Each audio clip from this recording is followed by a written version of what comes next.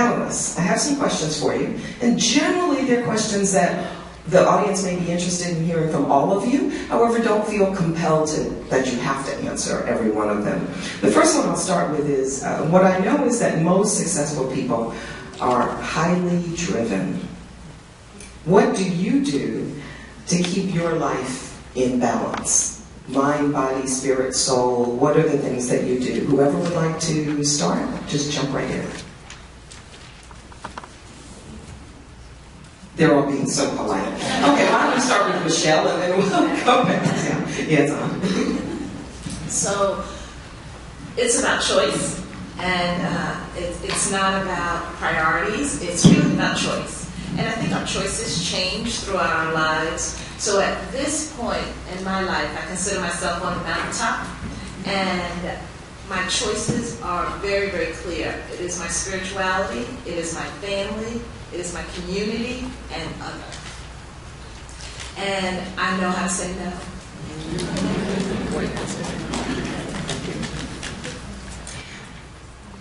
Well, I hear that question, and I want to say balance, because I'm not sure that I have yet learned what that is. I am learning to say no. Michelle seems to be much further ahead on that progress than I am. But I have learned a lot about that in the last couple of years, and I have been doing that. But I will tell you that I've had this conversation with a number of women, and a number of women of my ilk, type A, very driven.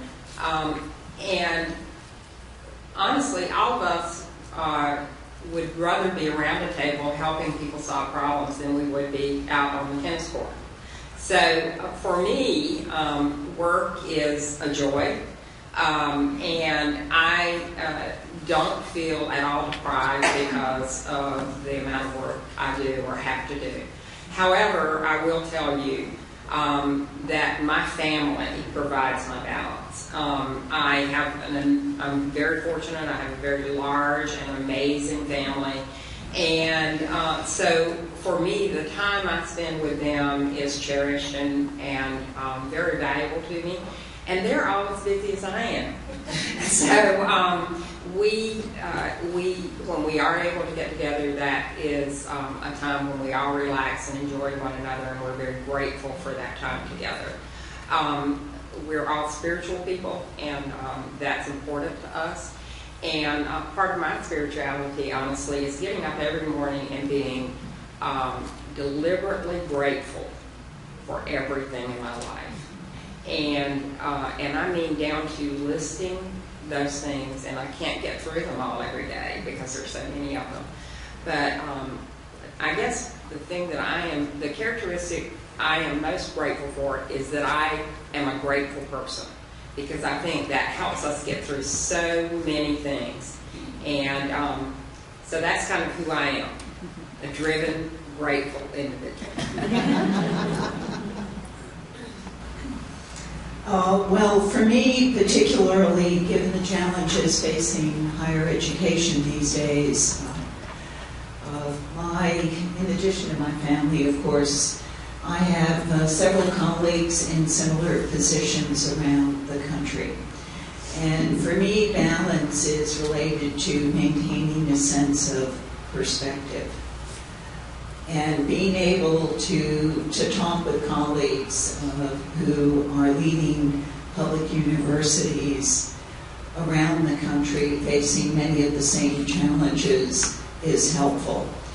And we really do provide an important support group for each other. The other piece of it for me is trying to remind myself constantly why I do what I do. And I do have a 3x5 card in my desk drawer that I pull out every morning that lists the core values of this university. Inclusion is one of those values. And I pull that out first thing, even before I start looking at my email, to remind myself what is fundamentally important. And I think that really helps me maintain a sense of perspective, which I do think leads to a sense of balance. and thank you for this question as well. Many of you know I have a 3-year-old son, and I found very quickly with this job that every moment counted in terms of whatever I was doing, whether I was at home or at work, or driving into work, or driving home, or going to bed. Every moment was very important, and so I chose and have deliberately continued to choose to be present for the moments that I'm in.